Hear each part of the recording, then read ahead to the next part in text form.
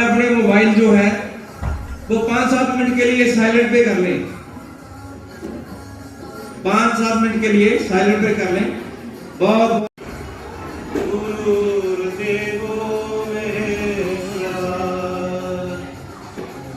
गुरु साक्षात परब्रह्म तस्मै श्री गुरुवे नमः। त्वमेव माता च पिता त्वमेव बन्धु च सखा त्वमेव विद्या द्रविणं त्वमेव सर्वं मम देव।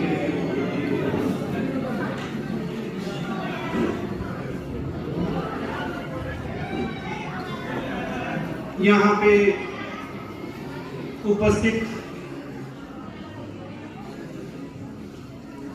सभी देवी और सज्जनों,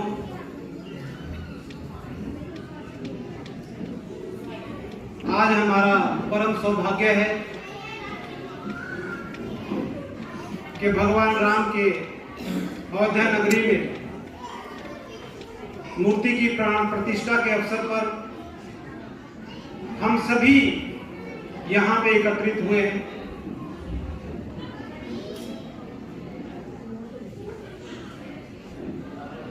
हमारी ये संस्कृति है, चाहे बच्चे हैं, बूढ़े हैं, औरत है, मर्द है, सबके अंदर भक्ति है, श्रद्धा है। और ये भक्ति और श्रद्धा ही है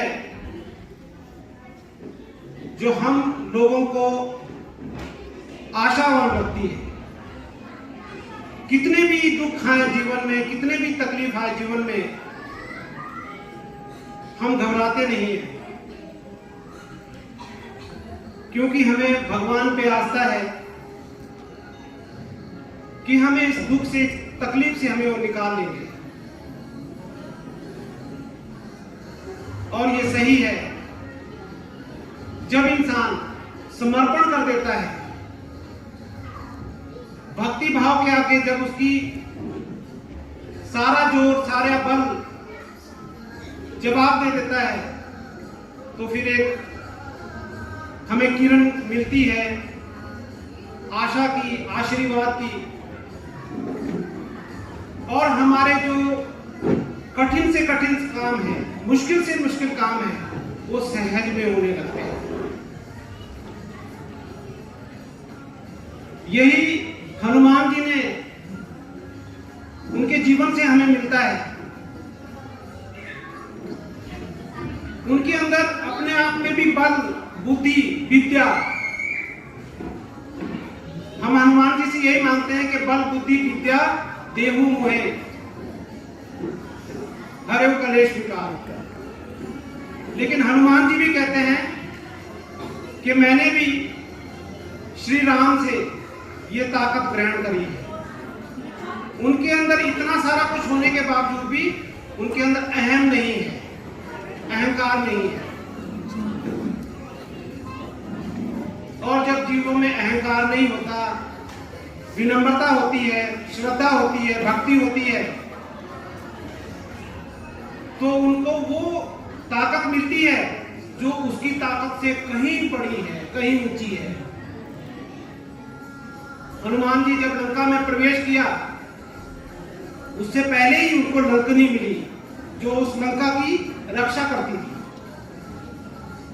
हनुमान जी मच्छर के रूप में लंका में प्रवेश करने जा रहे थे, लेकिन उसने रोक दिया कि तू नहीं जा सकता। और मैं वाल्मीकि रामायण पढ़ रहा था, हनुमान जी जब अपने रूप में आए तो उसने एक थप्पड़ हनुमान जी के पहले लगाया। हनुमान जी समझे और उन्होंने फिर जब एक घूंसा उसके लगाया तो वो मूर्छित हो गई लंकिनी। थोड़ी देर में जब होश में आई तो उसने हाथ जोड़े कि आप कोई साधारण वानर नहीं है। मुझे ब्रह्मा जी ने यह बताया था कि जब कोई बानर तुम्हें मूर्छित कर दे तो समझना कि लंका का अंत होने को आया है। इसलिए हे हनुमान, आप लंका में प्रवेश करो। लेकिन देखो, उन्होंने भी ज्ञान की बात करी, लेकिन अपने बल पे मत जाना। प्रवश नगर कीजे सब काजा, हृदय राख को कौशलपुर राजा।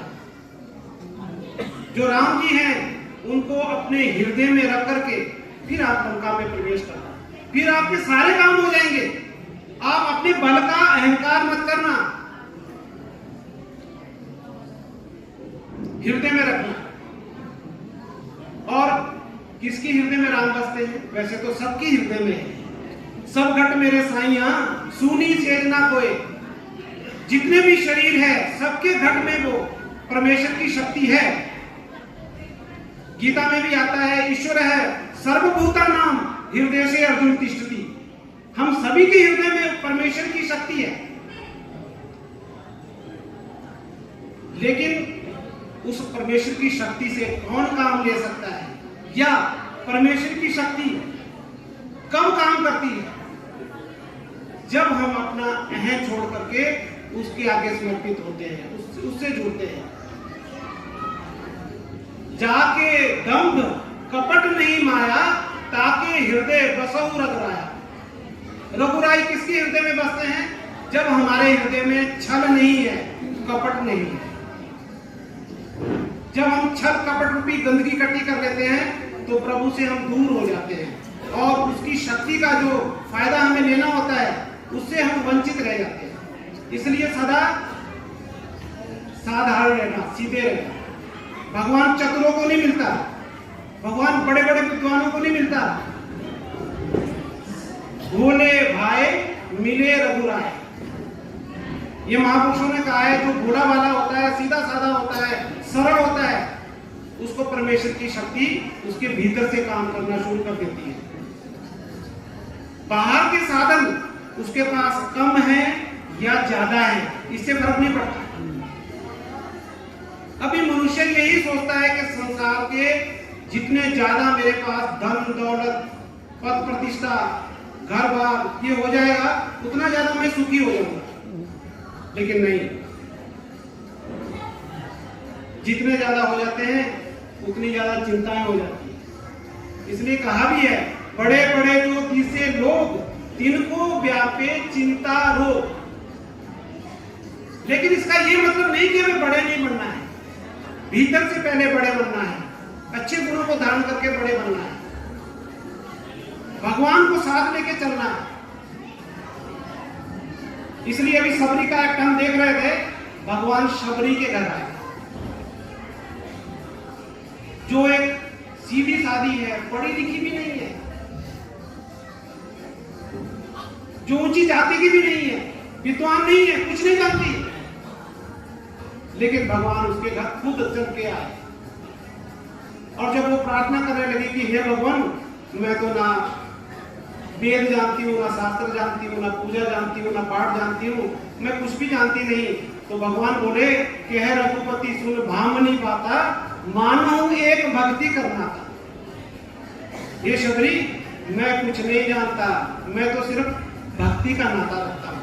जो मेरी भक्ति करते हैं, जो मुझसे प्यार करते हैं, मैं उसका हो जाता हूँ, ये वो मेरा हो जाता है। एक ही नाता है, दूसरा कोई नाता नहीं है। अगर कोई पूजा पाठ तीर्थ व्रत या हवन दान पुण्य कुछ भी करता है, वो उसके शुभ कर्म है, उसका शुभ फल मिलेगा। भगवान से उसका कोई संबंध नहीं है। मेरा संबंध तो प्रेम का संबंध है। और जब हम ऐसे भक्ति भाव से उस पर विश्वास रख के चलते हैं, तो गर्भ सुधा अरि करहि मिताई, गोपद सिंधु अनल सितलाई। आगे जब लंका में प्रवेश कर रहे थे तो उनको ये ज्ञान दिया कि अगर हृदय में राम को धारण करके चलोगे, जीवन में भगवान पे श्रद्धा लेके चलोगे, तो आपको क्या फायदा होगा। गर्भ सुधा, गर्भ कहते हैं जहर को, सुधा कहते हैं अमृत को, कि जो जहर है वो आपके लिए अमृत हो जाएगा। मतलब जो मुश्किल से मुश्किल चीज है वो आपके लिए सरल हो जाएगी। गरल सुधा अरि कर ही बिताई, अरि कहते हैं दुश्मन को। जो आपके दुश्मन है, जो आपके काम नहीं होने देते हैं, जो बिगड़ डालते हैं, वो आपके मित्र हो जाएंगे।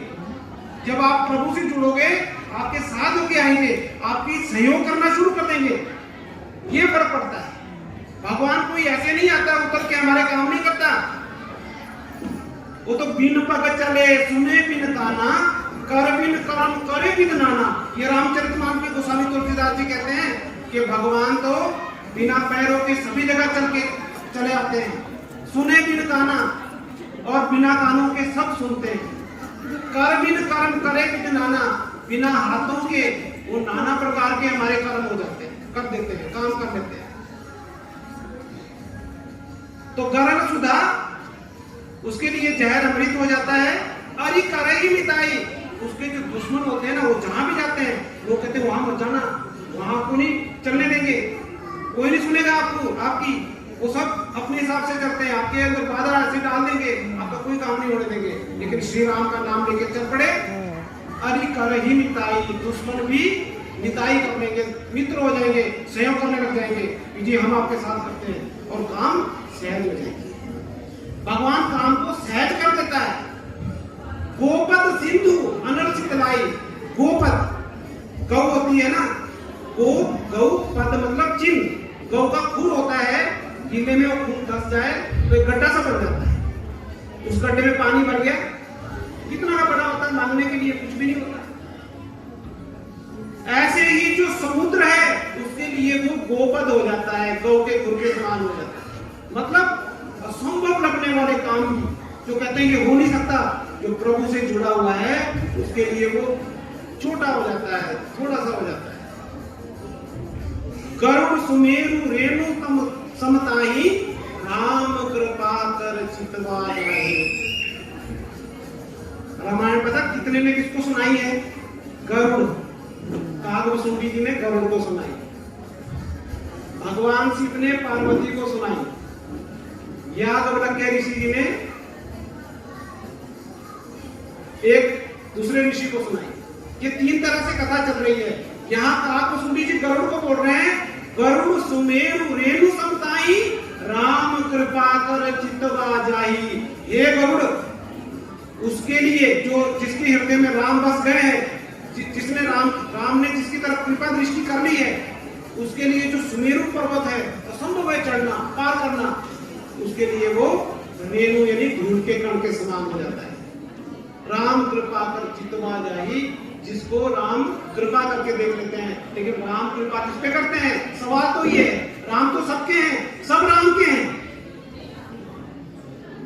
तो जब विभीषण जी अपने भैया को समझाते हैं कि आप गलत काम कर रहे हो, सीता मैया को छोड़ दो, ये बहुत गलत है, आप जानते नहीं हो ये सीता मैया आदि शक्ति है, आप किसको आके लाए हो, नाश करवा लोगे अपना। लेकिन रावण ने उसको लात मार दी, लात मार के भेज दिया, जा जिसके गुण गा रहा है उसी के पास चला जा। और जो विभीषण राम जी के पास आ रहे हैं, पता लग रहा है, तो लक्ष्मण जी भी बोलते हैं, हनुमान जी दूसरे भी बोलते हैं कि ये तो भाई दुश्मन का भाई आ रहा है, ना जाने क्या योजना लेके आ रहा होगा। लेकिन भगवान कहते हैं कि कोई मेरे पास ऐसे आ ही नहीं सकता है। आप सब आए हो, आपके हृदय में प्रभु भक्ति है, इसलिए आप आए हो। कहीं ना कहीं वो भक्ति का अंश है, वो खींच लाया है। तो भगवान राम कहते हैं, निर्मल मन जन सो मोहे पावा, मोहे कपट छल छिद्र न भावा। अरे मेरे पास मेरे दर्शन कोई पा ही नहीं सकता है ऐसे जो निर्मल मन का है। निर्मल मन जन सो मोहे पावा, मोहे कपट छल छिद्र न भावा। मेरे को कपट अच्छा नहीं लगता, दूसरी बार आया है कपट, छल, धोखा करना दूसरों से, अंदर कुछ बाहर कुछ नहीं। भाई अगर अंदर भी कुछ दूसरे के प्रति गुस्सा है तो बता देता है कि देखो आपका ये काम अच्छा नहीं लगा, ये नहीं कि बगल में छुरी मुंह में रहा, तो कपट हो जाता है। छल छिद्र न भावा, छिद्र कहते हैं छिद्रान्वेषण को, संस्कृत का शब्द है। जब हम सामने तो उसकी इज्जत करते हैं, पीठ के पीछे बुराई निकालते रहते हैं, उसके छिद्र निकालते रहते हैं, छिद्रान्वेषण। ये नहीं, ये भगवान को पसंद नहीं है। दोष दृष्टि रखना। तो भगवान को सरलता पसंद है, सहजता पसंद है। वो नहीं चाहते कि कोई बड़ी भक्ति करे, कोई बड़े व्रत रखे, कोई बड़े तीर्थ करे, वो करे, अच्छे कर्म है, लेकिन उनको सरलता पसंद है। कहो भक्ति पथ कवन प्रयासा। भाई भक्त कोई ये नहीं है कि उसने भगवा पहन लिया, जटा धारण करके गया। भगत तो एक एग्जीक्यूटिव प्रेसिडेंट भी हो सकता है, टेक्निकल हेड भी हो सकता है, एक कारीगर भी हो सकता है, एक बहन जो गृहस्थी है वो भी भक्त हो सकती है, अपने बच्चों को पाल रही है, गृहस्थ चला रही है, वो भी भक्त हो सकती है, बल्कि बहुत श्रेष्ठ भक्त हो सकती है। भक्त कोई चोले का नाम नहीं, कोई भेष का नाम नहीं। कहो भक्ति पथ कवन प्रयासा। एक जगह कहा है कि भक्ति के पथ में कोई विशेष प्रयास नहीं है। रामचरितमानस में कहा है, जोग नमक जप तप उपवासा। उसके लिए कोई जोगी नहीं होना है, घर गृहस्थी नहीं छोड़ना है। भगवान राम ने तो गृहस्थ में रहते हुए जीवन जीना सिखाया, लेकिन उस जीवन में ये सिखाया कि दूसरों के लिए जियो। उन्होंने ये बताया कि दुख तो सबके जीवन में आते हैं। क्या भगवान के राम के जीवन में दुख नहीं आए? उनको जब राज मिलना था, राजगद्दी मिलनी थी, उससे दूसरे दिन वनवास हो गया। लेकिन उन्होंने नहीं बोला कि मेरा क्या कसूर है, मैंने क्या किया है, मेरा तो कोई कसूर नहीं है, मुझे क्यों निकाल रहे हो। नहीं, उन्होंने दूसरों का आदर किया, सम्मान किया कि मेरे पिता का वचन है, प्राण जाए पर वचन ना जाए। और उन्होंने पिता के वचन के लिए वन में चले गए, वहां ऋषि मुनियों की सेवा करी और अपनी जो आध्यात्मिक शक्तियां हैं उनको जगाया। और सीता मैया, देखो नारी को क्या सीखना है कि मुश्किल में कभी भी पति का साथ ना छोड़ो। वनवास सिर्फ भगवान राम को हुआ था, हमें जीवन में सीखना है भगवान राम से। ये छोटी छोटी चीजें सीखनी है, सीता माता से ये चीजें सीखनी है। वनवास केवल भगवान राम को हुआ था कि भगवान राम को 14 वर्ष का वनवास और भरत को राजगद्दी, ये 2 वचन मांगे थे। ये नहीं बोला था कि लक्ष्मण और सीता भी जाए, लेकिन सीता साथ में गई। उन्होंने कहा कि आप यही रहो, आप कभी जंगल में रहे नहीं हो, इतनी मुश्किलें आपने सही नहीं है, 14 वर्ष में बाद आ जाऊंगा। तो कहते जहां आप हो वही मेरा राजमहल है। अगर आप राजमहल में हो तो आपके साथ यहाँ खुश हूं मैं, अगर आप वन में हो तो वन मेरा राजमहल है। उन्होंने वहां पे जीवन जिया, लेकिन चाहे शिक्षा के लिए बोलो, हमें सिखाने के लिए बोलो, उससे भी एक गलती हो गई। उसने राम के सिवा कभी कुछ नहीं मांगा, सीता मैया कभी कुछ नहीं मांगा। लेकिन ये लीला कह लो, ये हमें सिखाने के लिए कह लो, उसने पहली बार जब स्वर्ण हिरण देखा तो उसको देख के कहा कि कितना सुंदर है, ये प्रभु आप इसको मेरे लिए ला दो। ये गलती उससे हो गई। आज भगवान राम को छोड़ के उसको कुछ दूसरी चीज सुंदर लग गई, दूसरी चीज अच्छी लग गई, और भगवान राम उस हिरण के पीछे गए, तीर मारा तो हिरण तो सोने का हिरण निकला ही नहीं, वो तो राक्षस था, ठगाने के लिए आया हुआ था। सीता भी ठगी गई, लक्ष्मण को उसने भेज दिया, कठोर वचन बोल के लक्ष्मण जी भी चले गए। तो फिर रावण मरने के लिए आ गया और उसको कितने कष्ट सहने पड़े। ये शिक्षा हमें देती है कि भाई जीवन में चीजें तो चाहिए, लेकिन हमें व्यर्थ में कामना नहीं करनी चाहिए, दिखावा में नहीं आना चाहिए। और जब हम संसार के पीछे भागना शुरू कर देते हैं तो फिर राम हमसे दूर हो जाते हैं, और जब राम दूर होते हैं फिर अनेकों कष्ट हमारे पे आते हैं। तो प्यारे देवी और सज्जनों, समय हो चुका है, मैं ज्यादा नहीं बोलूंगा। भगवान राम की यही शिक्षा है, और उन्होंने मर्यादा पुरुषोत्तम होते हुए यही जीवन जिया है कि जीवन दूसरों के लिए जियो। वो भी कह सकते थे कि मेरा अधिकार है, राज में मैं बड़ा हूं, लेकिन नहीं, उन्होंने दूसरे के अधिकार की रक्षा की। वो एक अच्छे भाई निकले, एक अच्छे बेटे निकले, एक अच्छे पति निकले। और उन्होंने अगर दुश्मनी भी निभाई तो दुश्मनी उनके गलत कार्यों से थी, उससे नहीं। रावण से भी दुश्मनी जो उसने गलत कार्य किया उससे थी। और जब वो मर रहा था रावण भी, तो उन्होंने लक्ष्मण को भेजा कि जा भाई उससे कुछ शिक्षा ग्रहण कर ले। वो भी बड़ा विद्वान है। तो कहने का मतलब है हम भी इस संसार में काम करते हैं, अपने डिपार्टमेंट में काम करते हैं, दूसरे डिपार्टमेंट से हम कभी लड़ाई झगड़ा कर सकते हैं, लेकिन वो काम के लिए होता है। जब काम ठीक हो गया तो हमें किसी से दुश्मनी नहीं रखती है, तो काम करके सब अपने ही है। तो अब मैं ज्यादा नहीं बोलूंगा, ये छोटी सी थोड़ा सा समय मिला था, 8 बजे तक का था, लेकिन 8 बजे तो मैंने शुरू ही किया। तो आप सब इतनी जनसंख्या में यहाँ पे आए हैं, भगवान